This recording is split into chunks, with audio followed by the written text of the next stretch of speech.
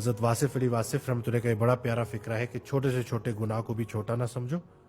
اور چھوٹے سے چھوٹی نیکی کو بھی چھوٹا نہ سمجھو، یعنی کہ یہ اپرچونٹیز تمہیں ملتی رہے۔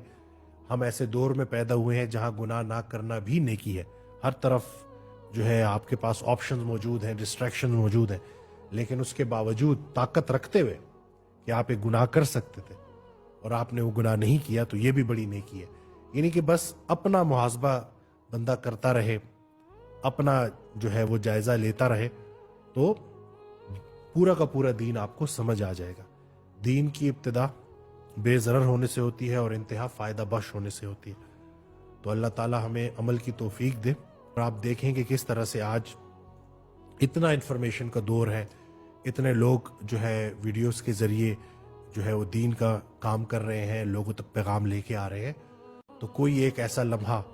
مبارک لمحہ، کہ جس میں کوئی ایک بات آپ کے دل میں اتر گئی اور اس نے آپ کے اندر تبدیلی لے آئی اور آپ کو صحیح راستے پہ چلانا شروع کر دیا، تو اسی سے ہی آپ کا دین کی ابتدا بھی ہو جائے گی، اور اللہ نے چاہا تو دین مکمل بھی ہو جائے گا آپ کے لیے۔ ویسے تو دین اسلام مکمل دین ہے، اس میں ہماری تمام سوالوں کے جواب ہیں۔